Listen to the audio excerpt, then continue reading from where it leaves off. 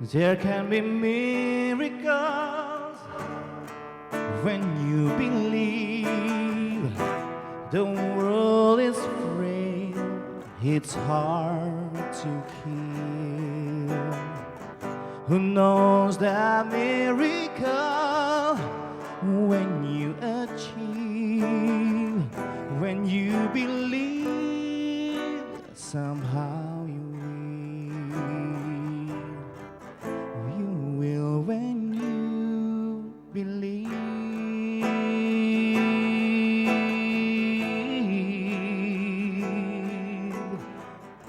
You will when you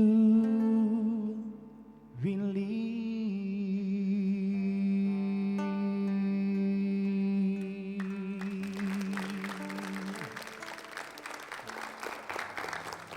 Ya, hidupnya luar biasa. Yang awalnya seorang wanita karir ya, bekerja seperti itu, dan sebenarnya sudah nyaman, sudah lumayan. Tapi beliau memutuskan untuk mengubah haluan, mengambil sebuah langkah yang berani. Nah, ini kenapa? Nanti kita akan tanya. Dan yang jelas setelah beliau ya memutuskan untuk beralih ini, berubah haluan ini, beliau akhirnya memimpin di industrinya. Bersama saya sekarang Bu Nur, pemimpin Wardah. Apa kabar Ibu? Alhamdulillah baik, Mas Ipo. Itu kan Ibu akhirnya memilih untuk berbisnis ya, untuk berwirausaha. Itu kenapa ya Bu ya? Ya, jadi tadinya saya kan sudah bekerja di perusahaan industri kosmetik multinasional ya. Tapi waktu itu saya kerjanya di pabrik di Jalan Raya Bogor, hampir mendekati Bogor. Saya sendiri tinggal di Kebayoran Lama, jadi bisa kebayang berapa jauhnya tempat saya bekerja. Berapa lama itu dulu bolak-baliknya? Dulu karena belum macet ya, jadi sekitar 1 jam lebih. 1 jam? Iya, pulang pergi udah 2 jam, 2 jam, ya. oke. Nah, kemudian suatu hari waktu saya mau berangkat kerja, anak saya nomor 2 protes. Dia bilang, "Ibu, kenapa sih harus kerja?" gitu. Kemudian saya langsung jawab, "Ya, Ibu kerja cari uang," gitu. Anak saya langsung tanya lagi, "Emangnya uang dari Bapak nggak cukup?" gitu ya. Kemudian ya saya langsung terus saya bilang, "Uang dari Bapak cukup," gitu. Tapi anak saya langsung ngomong lagi, "Bu, itu di sebelah kita, Ibu itu rumahnya pendek. Kita kan rumahnya tinggi, maksudnya karena rumah saya bertingkat, jadi anak umurnya. Tetapi ibunya nggak bekerja tuh," dibilang gitu. Terus saya jawab lagi, ya kita bekerja kan bukan hanya untuk kita. Kita kalau dapat duit lebih banyak, kita bisa memberi lebih banyak. Tapi saya waktu itu langsung, wah berarti anak saya udah protes. Akhirnya ya saya milih mundur. Dan kemudian saya melihat dengan saya bekerja 5 tahun di perusahaan itu, saya melihat ini ada suatu kesempatan bagi saya untuk bikin industri dalam skala kecil. Karena sebetulnya sebagai apoteker saya kan bisa bikin apotek atau bikin industri obat. Nah kalau apotek itu kan harus di tempat yang besar ya. Akhirnya ya inilah salah satu jalan yang saya bisa bikin. Jadi Ibu kosmetik. mengubah haluan itu setelah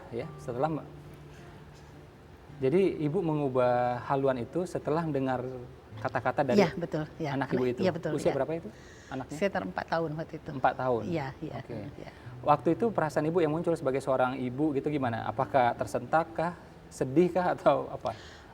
Ya saya cuma mikir berarti anak saya udah mulai protes gitu. Akhirnya ya saya pikir ya ini udah ya saya memang harus mundur gitu. Saya harus banyak di rumah dan salah satu-satunya ya untuk lebih banyak di rumah ya satu-satunya wirausaha. Dan saya juga keinget lagi pesan dari orang tua saya. Apa itu pesan? Orang tua saya waktu itu seorang pedagang ya, almarhum bapak saya seorang pedagang, trader gitu, tapi dia bilang, ya enak kan kalau suatu waktu adalah dari salah satu kalian ini yang bisa bikin industri.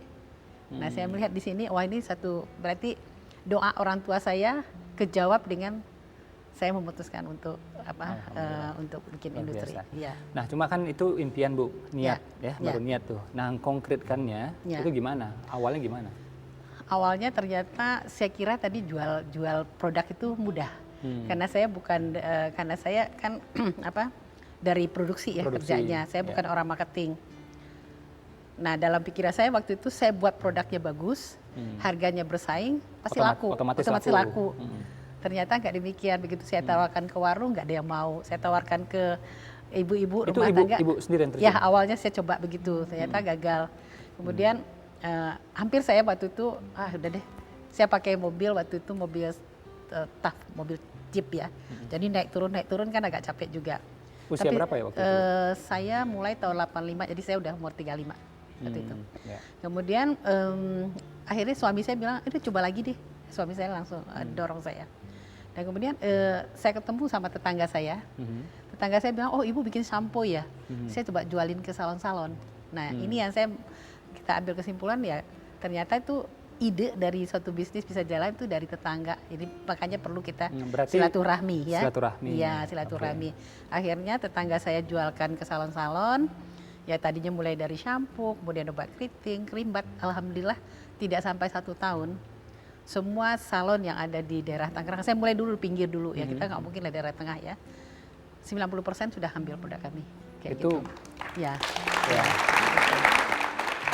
Jadi itu berkat silaturahimnya. Berkat silaturahim, ya berkat silaturahim. Dan kemudian silaturahim lagi yang kedua, yang saya rasakan lagi, tahun 95 saya kedatangan tamu, kembali lagi tetangga saya bawa tamu satu pesantren. Dari pesantren. Dari pesantren dia itu lahir itu. Kemudian mereka kasih ide ke saya, kenapa sih nggak bikin produk muslim gitu. Nah maka lahirlah Wardah. Apa bedanya? Bedanya ya kalau pertama itu saya kan produk khusus rambut ya, kita jual ke salon-salon. Yang kedua ini ya karena ini kalau produk ini berarti kan kita nggak mungkin jual produk salon ya. Ya. Saya menuju ke produk retail. Jadi dekoratif maksudnya. Akhirnya lahirlah Wardah dengan produk sesuai kebutuhan kaum muslimah lah waktu itu. Waktu ya. itu Ibu yakin, ini kan produk waktu itu, jangan berpikir sekarang. Ya. Waktu itu kan nggak ada tuh barang seperti Ya. itu. Ibu yakin barang itu bakal laku? Awal saya yakin sekali karena belum ada produk halal. Berarti saya awal-awalnya yang pertama kali ya tahun 95. Tapi itu kembali lagi saya gagal total juga. Karena tahun 95 itu boleh dikatakan kita mengeluarkan produk muslim itu suatu barang yang aneh gitu ya. Dan ternyata juga kan saya lewat kerjasama dengan pesantren. Pesantren ternyata kan bukan pemakai kosmetik. Ya akhirnya boleh dikatakan nggak sukses lah. Ya. Nah akhirnya saya waktu itu coba iklan di harian terbit. Harian terbit mungkin harian yang tidak terkenal ya. Tetapi saya mendapat 3 distributor di sana. Makanya saya melihat ini adalah suatu keajaiban. Ya. Jadi ya kayak begitu akhirnya ya alhamdulillah saya mendapat, kemudian mulai naik lagi. Nah kemudian saya waktu itu jualnya lewat direct selling, multi level sih waktu itu. Tahun 2003 multi levelnya turun. Nah kemudian alhamdulillah habis itu naik lagi ya gitu. Cuma kan gini ya, itu kan ada masa-masa yang saya baca ya liputannya waktu pabrik kebakar ya, itu kan hampir semuanya juga terasa berat Bu. Ya, itu gimana melalui masa-masa seperti itu? Jadi tadi saya cerita saya mulai tahun 85 ya. Dalam 5 tahun alhamdulillah itu growth-nya cukup bagus ya. Jadi daerah salon-salon udah ambil, saya ambil Jabotabek juga udah bagus. Saya dapat musibah yang cobaan dan musibah yang cukup besar tahun 90. Jadi boleh dikatakan waktu itu saya kondisinya minus. Kenapa saya bilang minus? Karena saya sama supplier kan dikasih utang ya, bayar bisa 2 bulan. Saya sama toko juga saya kasih utang. Tetapi toko itu banyak yang nakal. Karena fakturnya udah kebakar, nggak mau bayar. Tapi saya komit sama supplier, saya tetap bayar. Nah kondisi saya minus seperti itu. Kemudian begitu saya kebakar juga, ya ini saya merasa banyak pertolongan Allah ya. Begitu kenalan saya langsung membeli tempat. Kebayang nggak sih orang habis kebakar? Atas dasar apa dia Iya, ngasih? saya cuman kenalan saya aja. Terus dia bilang kebetulan rumahnya ada kosong. Dia bilang udah silakan pakai tempat saya. Nah itu saya merasa sih udah pertolongan Allah. Mana ada sih orang habis kebakaran dikasih tempat bikin usaha ya. Nah kemudian pada saat yang sama juga ada peraturan dari BI untuk memberi kredit 2% dari kredit yang diberikan untuk pengusaha kecil. Sehingga waktu itu saya apply kredit tidak 1 minggu disetujui karena mereka ngejar target. Keajaiban lagi saya merasa ya. Saya minta 50 juta dikasih 150 juta. Berarti doanya nggak dikabulkan sebenarnya. Iya betul. Jadi saya melihat banyak sekali keajaiban yang saya alami. Makanya saya yakin semua itu dari Allah. Ya, doanya diganti dengan yang sesuatu yang jauh lebih baik sampai 3 kali lipat seperti itu. Nah ini kan keajaiban Bu. Ya, Ibu merasa nggak? Kan apa ya? pasti ada sesuatu yang kita lakukan sehingga keajaiban itu pantas bertemu dengan kita. Nah itu Ya. ada nggak merasa seperti itu? Kalau saya melihat ya dalam pengalaman pribadi saya itu, dan ini juga dari orang tua saya ya. Ya. Di almarhum ibu saya itu ngasih tahu, di mana ada kesusahan pasti ada kemudahan. Jadi beliau itu orangnya juga sosial. Saya melihat, saya sebetulnya anak yatim juga ya. Jadi saya SMP, bapak saya meninggal. Ya. Ibu saya janda dengan 8 anak. Masya Allah. Bisa dibayangkan ya, bagaimana perjuangan anak saya. Tapi alhamdulillah ibu saya bisa mengantarkan kita semua bisa masuk di universitas negeri. Luar Lulus, ya. biasa. Nah ini yang saya lihat, jadi saya melihat kehidupan ibu saya itu orangnya senang aja. Dia senang memberi, kadang-kadang saya bilang, loh kok memberi kan kita duitnya sedikit, gak apa-apa, pasti akan dikasih Allah. Jadi saya merasa orang tua saya demikian, ya saya juga ngikut. Kita yakin di mana ada kesusahan pasti ada kemudahan, kayak gitu. Ya. Ya. Selain yang tadi, Ya. ya, selain pesan ibunda yang tadi, ada nggak pesan ibunda yang lain kira-kira ibu masih ingat, yang terkenang dan mungkin menyentuh ibu gitu, menginspirasi Ya, ibu? jadi kalau saya lihat itu satu pesan orang tua saya ya, orang tua. Jadi walaupun saya kan bapak saya meninggal saya masih SMP, tapi saya melihat bagaimana beliau. Beliau itu seorang pedagang, ya. Kemudian beliau juga aktif di suatu organisasi di Muhammadiyah waktu itu. Beliau itu jadi kalau almarhum bapak saya selama bulan puasa itu memang dia berhenti berdagang dan berdakwah. Masya Dan Allah. dakwah dan tidak mau terima amplop kalau dakwah. Dan kemudian kita diberikan juga kalau misalnya zaman tahun 60-an itu kan masa sulit ya. Sulit untuk Indonesia yang beli bahan ini baju-baju saya ingat banget susah sekali. Orang tua saya beli bahan kemudian diajarkan anaknya supaya motong-motong. Kita potong-potong 2 meter kemudian dibagi-bagi. Jadi itu yang ingat saya sekali bagaimana bapak orang tua saya tuh suka memberi ke orang lain. Nah itu juga saya kerjakan. Akhirnya juga akan menular ke anak saya. Kayak begitu. Iya. Dan kan hidup tidak selamanya mulus nih Bu. Selama ya ketika sang ayah ya, sang ibu mendampingi ibu ya, membesarkan ibu gitu. Pernah nggak mengalami masa-masa sulit, berat seperti itu? Sebetulnya ya tapi karena kita itu merasa semua itu ini ya Nggak akan kebawa terlalu, gitu ya? tapi memang pernah merasa sulit. Jadi karena kita adik kakak semua, kakak saya pertama masuk sekolah ke Bandung, terima alhamdulillah di ITB, dan kita sampai 8 bersaudara, 6 orang diterima di ITB. Nah, Orang tua pasti bangga. bangga, tapi orang tua saya kan dekat sekali sama anak ya, dia pingin dekat anaknya. Oke. Orang tua saya sampai bisa berkorban, kita tinggal di rumah yang luas waktu itu karena orang tua saya termasuk pedagang yang lumayan sukses, rumah yang luasnya sekitar 500 meter. Kemudian kita pindah ke Bandung, tinggal di rumah yang luasnya hanya 100 meter. Bisa kebayang nggak waktu itu? Jadi itu kita merasa tapi ya kita senang-senang aja sih. Jadi dulunya rumahnya besar menjadi rumahnya kecil. Apa yang diajarkan orang tua ketika sekarang rumahnya segini nih? Iya, jadi kalau itu ya, kalau orang tua saya pokoknya kita kumpul sama-sama kayak gitu ya. Jadi kita susah bersama. Tapi orang tua saya cuman satu aja, dia bilang, di mana ada kesusahan pasti ada kemudahan, kayak begitu. Itu yang terus-terus ditanamkan sama orang tua saya kayak gitu. Ya. Saya dengar nih, Ibu kan omsetnya lumayan ya. Ibu suka banget dengan duit gitu. Benar Bu ya? Ya. Boleh dijelasin nggak Bu? Ya, jadi dalam pengalaman kehidupan saya itu karena itu doa itu pertama kali ya, paling penting ya. Jadi karena saya juga sukses kan pasti insya Allah itu doa dari ibu almarhum saya, orang tua saya. Dan kemudian jadi akhirnya kalau saya lihat perjalanan bisnis saya itu lebih daripada duit, doa, usaha, ikhtiar, tawakal. Jadi maksudnya kerja keras dengan doa, gabung itu insya Allah akan sukses. Kayak begitu.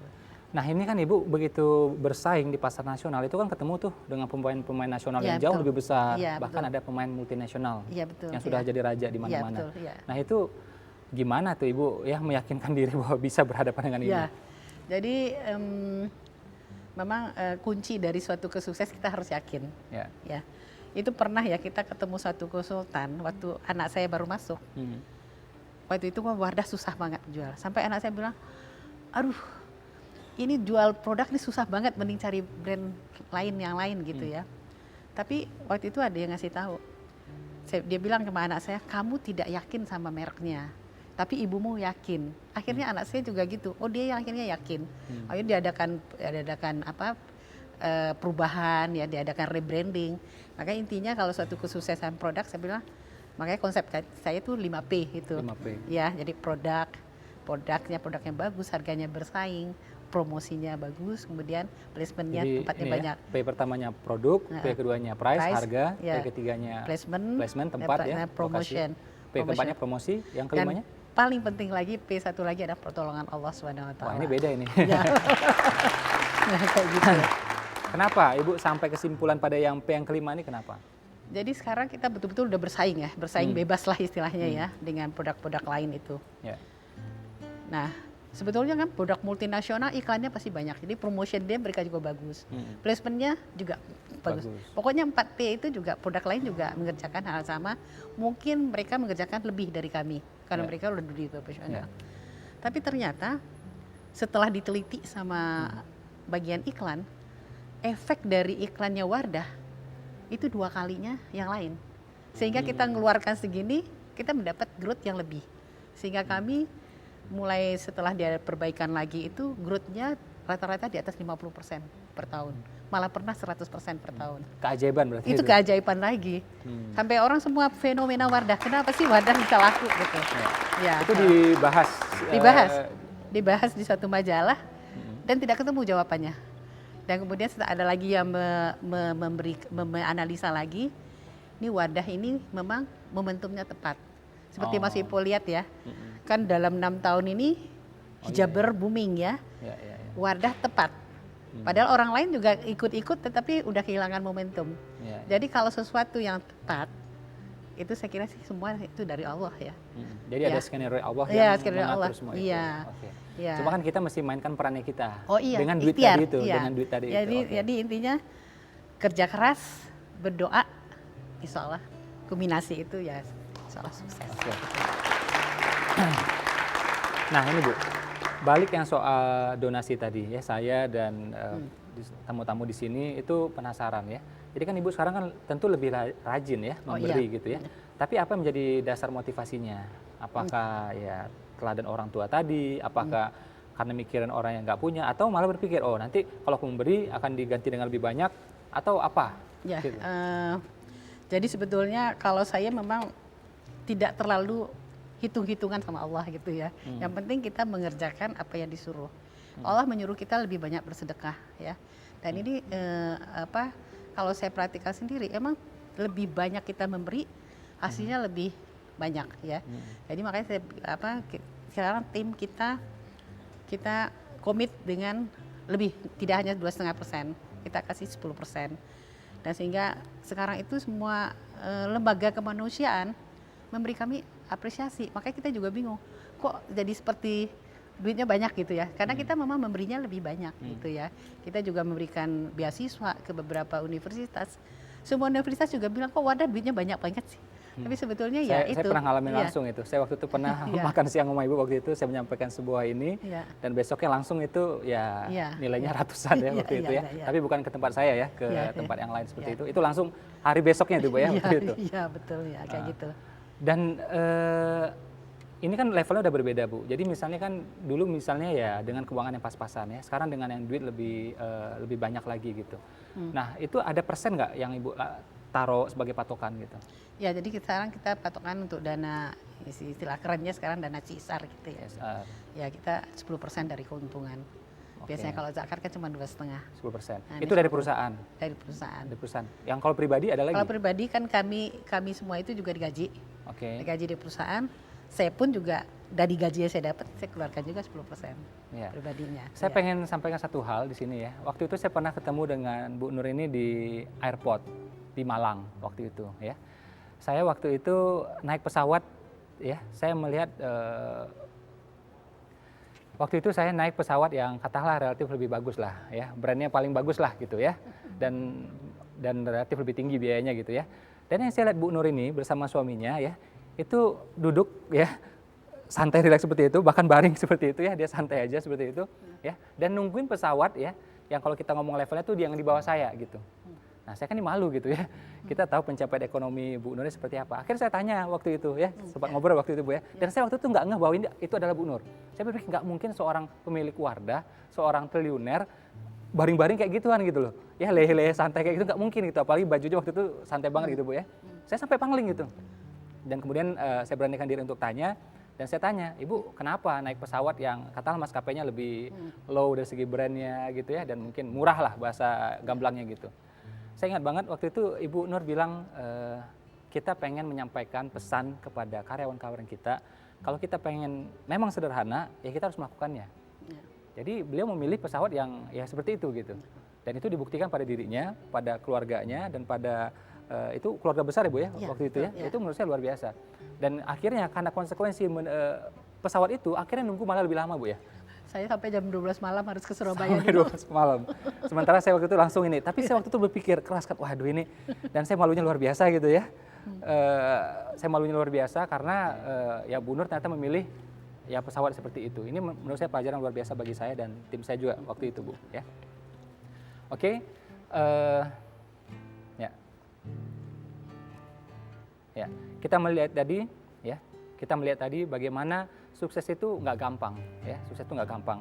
Ada peranan duit di sana, ya. Bukan seperti yang kita pikirkan, tapi duit ya. Doa, usaha, ikhtiar, dan tawakal. Sudah usaha sedemikian rupa, sudah ikhtiar sedemikian rupa, ya tawakal, ya. Dan akhirnya itu mengundang P yang kelima. Kalau misalnya P pertama itu ada produk, ada price, ada harga, ada place, ada penempatan, ya. Ada juga promosi. Tapi ada P kelima yang nggak terkalahkan, namanya pertolongan Allah. Ini yang diyakini oleh Bu Nur dan akhirnya mengantarkan Wardah menjadi salah satu brand, menjadi salah satu merek yang disegani di Indonesia. Saya sangat berharap kita semua dapat pelajaran yang luar biasa dari kisah ini. There can be miracle when you believe. The hope is fair, it's hard to do. Who knows that miracle when you achieve, when you believe somehow you will when you believe.